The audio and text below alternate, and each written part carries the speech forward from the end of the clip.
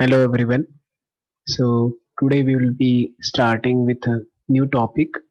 The name of the topic or the name of the chapter is thermal physics. Thermal physics consists of two different parts in it. One part of it, which is popularly known as thermodynamics, and the other part. So first one is thermodynamics, and the other part is called as heat transfer. So thermodynamics and heat transfer put together they form thermal physics. Now what are the individual meanings of these sciences? What are the differences? What are the similarities between these sciences? We will be seeing that when the right time comes. But as such, initially we will be first starting with thermodynamics. So thermodynamics is basically a science that deals with the two bodies that exchange something called as heat with each other. Thermodynamics also deals with the temperature of these bodies. So we'll be in detail looking into these terminologies called temperature, heat, the transfer of heat from one body to another body. So first of all, let us try to give some meaning to the common notion of temperature and heat that we have.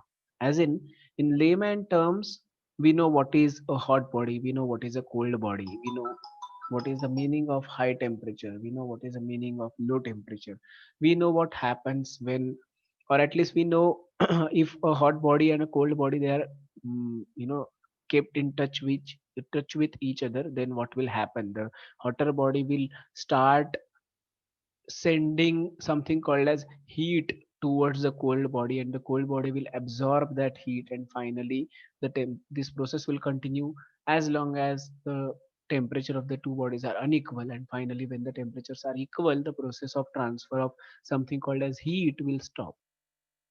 But when we talk about such transfer of heat from a hot body to a cold body, we never think about how exactly do we define this hot body, how exactly do we define this cold body, how exactly do we define the transfer of heat from a hotter body to a colder body. So we have to define something called as temperature of a body, and if the temperature is high we will call it a hot body, if the temperature is relatively low we will call it a cold body. And then when we put them together, something gets transferred from hotter body to colder body, we will call it heat. So we'll start slowly defining these terms. Now these are some of the examples where such transfer of heat from hotter body to colder body is involved. For example, the rubbing of surfaces is one of the major causes of generation of heat and thus the temperature difference. So for example, when you rub your two hands together, or when you rub your foot against the floor, in all such examples, when the tire of a bicycle gets rubbed against the floor, when you rub a matchstick on a matchbox, when you rub your hands on a string, when you rub a wooden stick into the stone or into another wooden block, in all these examples and many more examples, heat gets generated, something called as heat gets generated. How do we perceive this heat? We say that when we touch that particular surfaces, we feel that you know there is a difference in the temperature, and we feel that the surfaces they are hot. So in physics sense, what happens in all these cases is there is something called as conservation of energy that we have seen earlier. The law of conservation of energy states that the total amount of energy in the universe always remains constant. It can only be converted from one form to another form. So in all these examples, if you see, we are when we are rubbing our hands together, or when the tire of a bicycle is rubbed against a floor, or when we rub our hands against a string, in all these examples, what we are essentially doing is we are providing mechanical energy to the system. And this mechanical, so when I say mechanical energy, it could be in the form of kinetic energy, so basically relative motion between the two hands, or it could be in the form of potential energy. So in different mechanical forms we supply the energy to the system, and this energy, it gets converted into something called as internal energy of a body. Okay, so and that particular internal energy is perceived as the temperature of that particular body. So we are slowly trying to give a physical meaning to the common notion of the temperature. So when we say a body is relatively hot, what it essentially means is the temperature of the body is more, and what it in terms of physics, what it means is the internal energy of the body is high, because according to conservation of energy, since we used some amount, or rather we did some amount of mechanical work on that body, and now that mechanical work is not existing, you cannot see that work, that mechanical work in any other form now.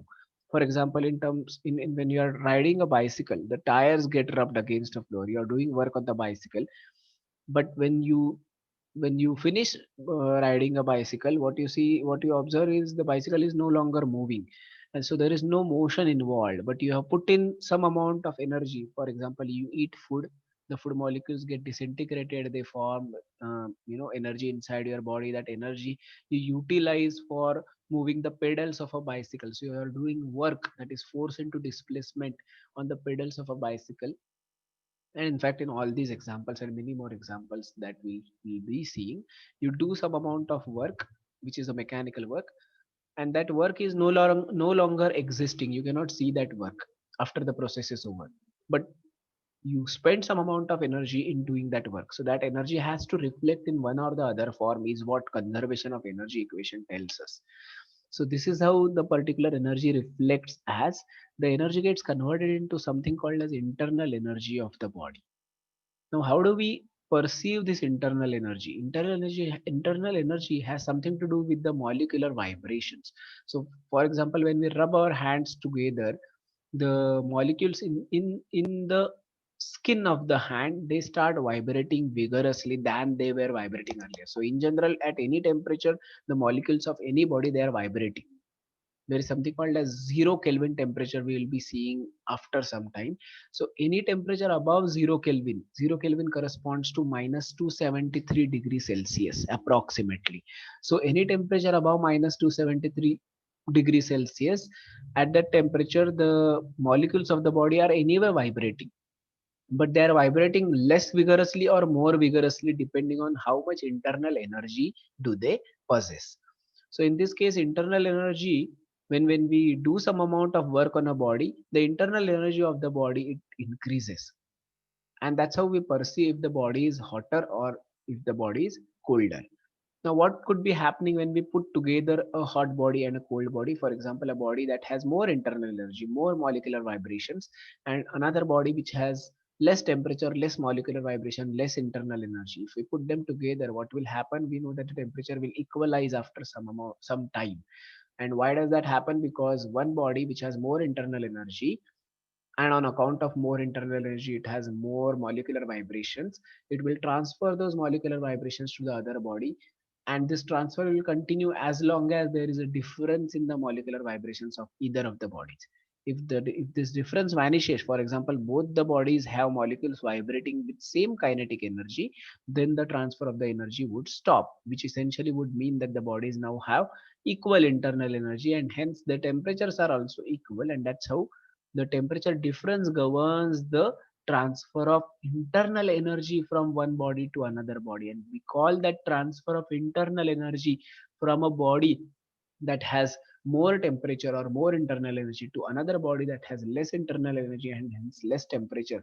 The transfer of energy, transfer of internal energy that takes place, is termed as heat. So these are the formal definitions or formal understandings, I would say, because these were not the definitions, but in fact, these were the understandings about the notion of a temperature and heat.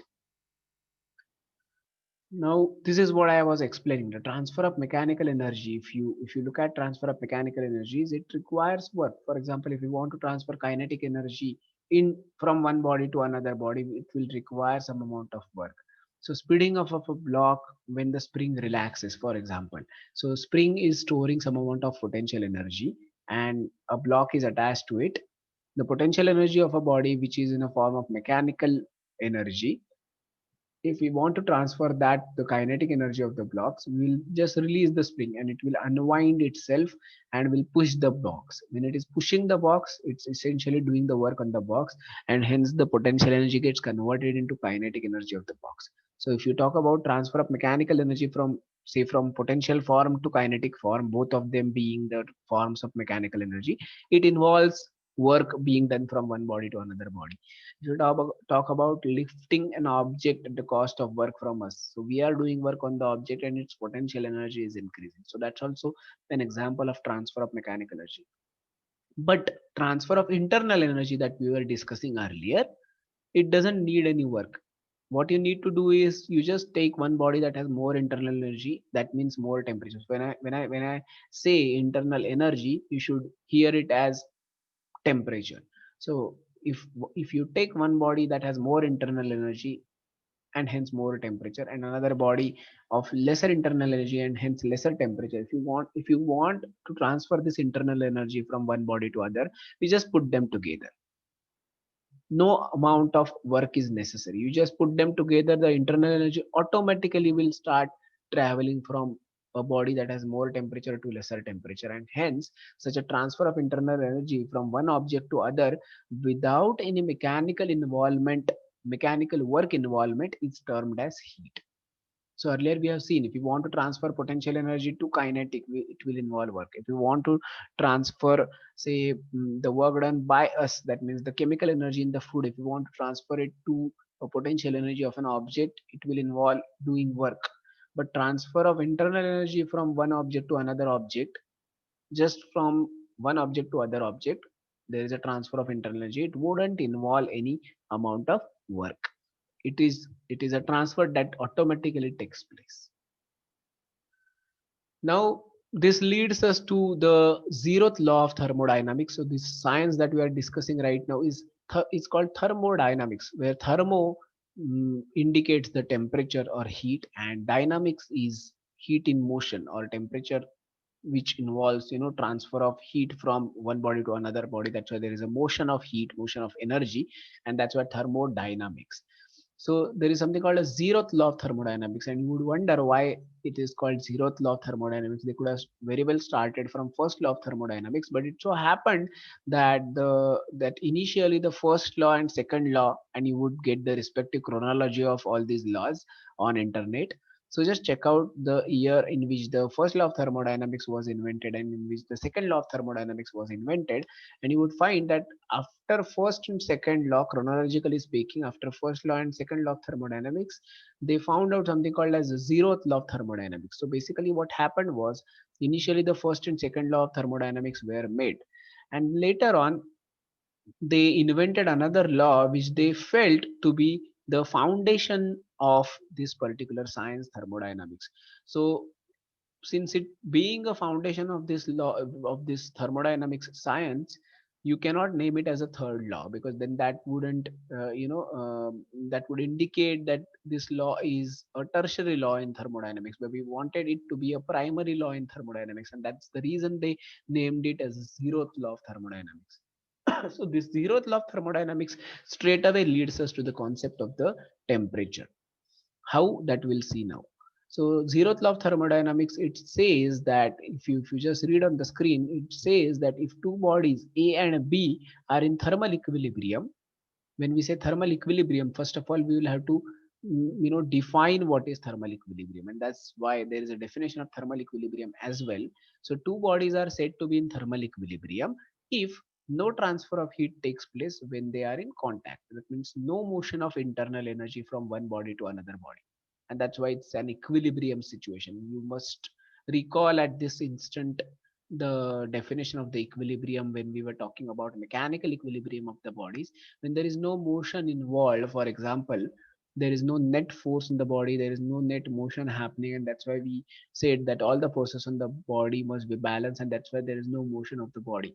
So in that, in a similar way, we can define the thermal equilibrium as no motion of internal energy from one body to another body. So basically no transfer of heat taking place when two bodies are kept in contact with each other. It is called as a situation of thermal equilibrium. So the statement of the law, it says that if two bodies A and B are in thermal equilibrium with each other, and another two bodies of which one body is the same as our previous. So body A and B, they are in thermal equilibrium, and body A is also in thermal equilibrium with body C.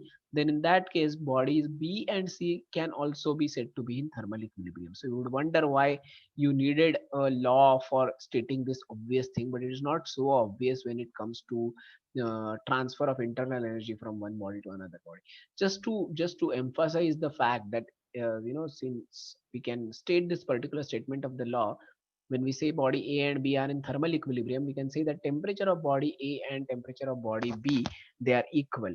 So this particular law, I can mathematically state it as, if TA is equal to TB and if TA is also equal to TC, then these bodies can be said to be in thermal equilibrium with each other.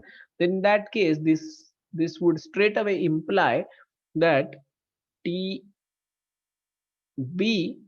and TC are equal. So basically body B and C are also in thermal equilibrium. So you would wonder, why do you need to have a separate law just for stating this obvious fact? Because if TA is equal to TB and TA is equal to TC, then TB would be equal to TC. But the thing is not so obvious when it comes to transfer of internal energy, because I would give you an example where this particular thing would not work, for example, and it's really not very good example to give, but that should underline the fact that the law was really necessary. For example, if you are friends, for example, there are three people, A, B, and C.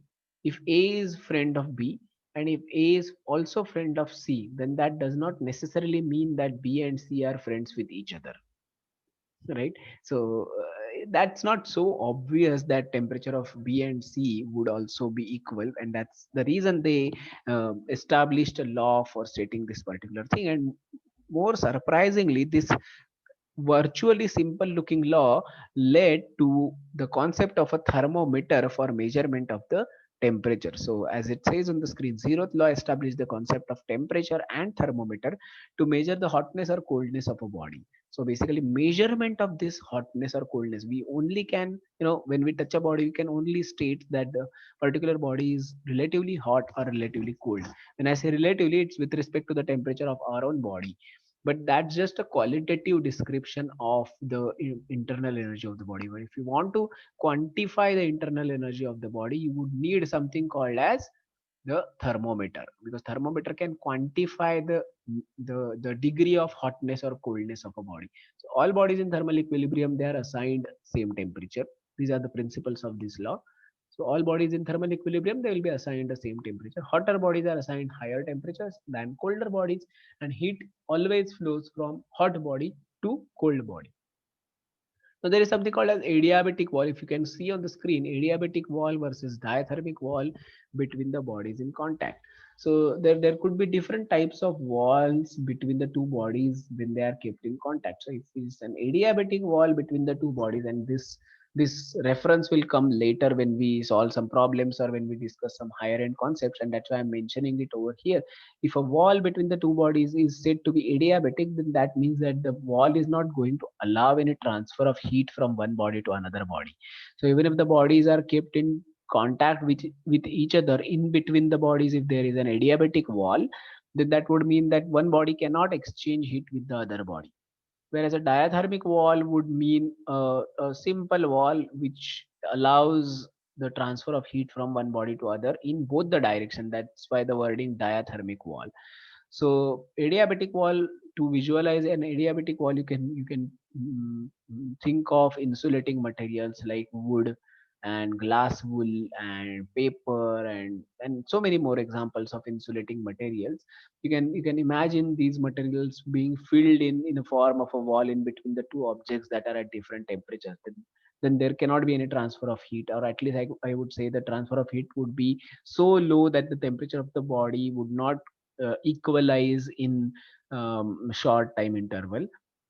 Diathermic wall would be the one made up of a metal, a good conducting metal. For example, a metal, any metal. If you take, it could be gold, silver, or it could be steel, it could be aluminum. Any metal that you take, these are all good conductors. Copper. So these walls made between the two objects would allow the transfer of heat between the two bodies, and that's why they're called as diathermic walls. So I'll just show you a small video based on this thermometers concept. And then we'll move to the description of the thermometer.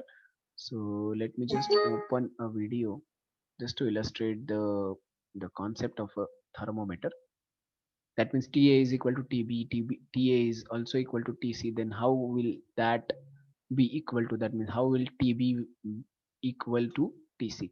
So let us look at this situation. This is the principle behind the formation of a thermometer. You can imagine a body C, which is shown in orange color. You can imagine this particular body being at some unknown temperature, and if the objective of this experiment is to measure the temperature of this particular body. So how will I do this experiment? I'll take some device called as thermometer. Now what is exactly this device and how it can measure temperature, we'll see to that later. But there is some device which is called a thermometer. Now you all of you must have seen a thermometer at your home. It is basically a glass tube, I should say, which is filled with mercury, a silver colored, silver appearing, liquidish, but it's actually a metal. So I would say a silver molten metal is what I can say. Now this particular mercury, it has a property that based on its temperature, the length of this mercury inside this glass tube, it changes. Now why, we will see to it later. But it has this particular property that if the temperature of this mercury increases, then its length inside this glass tube would increase, and if the temperature decreases, the length of the mercury column inside this glass tube would decrease. So I have this particular mercury tube. I'll call it a thermometer device. I have a body C which is at unknown temperature, and I have body B, but body B is in the form of 101 different bodies. So I have named them as B0, B1, B2, B3 up to B100. Now the concept of zeroth law of thermodynamics, which says that body, if temperature of body A and temperature of body B, that means if body A and B are in thermal equilibrium, and if body A and C are also in thermal equilibrium, then we can straight away say that body B and C, they are in thermal equilibrium. Let us illustrate this fact with the help of this small thought experiment. So now, if you look at this, we have thermometer, and I want to determine the temperature of body C. So what I'll do is this thermometer device, I'll bring it in contact with body C. With that, what will happen is uh, the body A, and I'll leave it for a sufficient period so that the body A and C can be said to be in thermal equilibrium. So if they are said to be in thermal equilibrium, what it essentially means is temperature of body A and C initially are equal.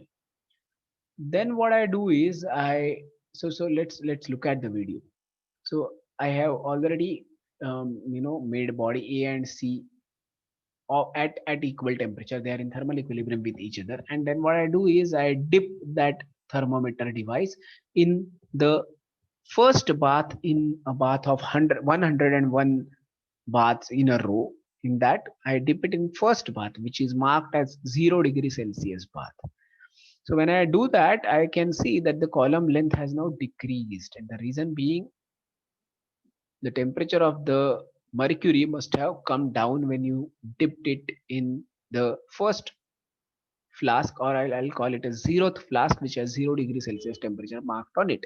That means the temperature of body C and body A were initially equal, but if I dip it in bath B0, then the length of the mercury column decreases.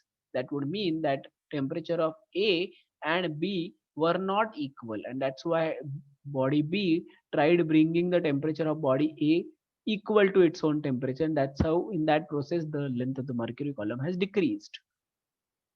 Now what I would, now you would have got an idea of how I would be doing this experiment further. So again, I touch this thermometer device to body C, and I can see that the mercury length has again increased, and finally the increase stops at certain level. That means now again the temperature of body A and C, they are equal, and I'll keep repeating the earlier process. So now I'll dip it in bath B1, I'll dip it in bath B2, I'll dip it in bath B3, so on and so forth. So if I dip it in, let us say, bath B100 randomly, if I dip it in 100th bath, 101th, I mean 101st bath, then in that case I can see that the column length has drastically increased. That means again body A and body B100, their temperatures initially were not equal, but when I bring them in contact, the length increased. Now you would have judged what would happen if I dip it in some intermediate bath. The increase in the column would go on decreasing, and at certain bath I would see no change in the length of the mercury column. That would indicate that the mercury column, that means body A and body C and body B of that particular number, they all are in thermal equilibrium with each other. So for that, what I do is I dip it in bath. I in fact touch it initially to body C, and then I dip it in 50th bath, which is marked as 49 degrees Celsius, and I see that there is no change in the length of the mercury column. So that should mean, see, no change in the column length, and that should mean that TA is equal to TC, TA is equal to TB, and hence TB is equal to TC. So this simple thought experiment can tell you how zeroth law of thermodynamics gave rise to the concept of temperature, and it also enabled us measuring this, that means quantifying this particular temperature. So I think that's all for today. What we'll do is in the next lecture we'll be looking into the different kinds of thermometer that are in use, namely mercury based thermometer, platinum resistance based thermometer, and constant volume gas thermometer. What are the principle behind working of this thermometer, and then we'll slowly move on to different temperature scales. You must have known that there are different temperature scales like degree Celsius, degree Kelvin, degree Fahrenheit. There is something called as degree Rankine also. So there are different temperature scales. We'll be looking into the individual temperature scales and the relationship between these scales, because country wise these temperature scales keep changing. In British countries they use Fahrenheit, and in US country they used degree Celsius and so on. So these things keep changing, and that's why keep changing from parts of different parts of the world, and that's why you should be having a knowledge about the individual temperature scales as well as the context in which they are used and the relationship between them. So we'll slowly move ahead towards the measurement of the temperature scales, and then we'll dive deep into this topic. Okay, but that's all for today. Thank you.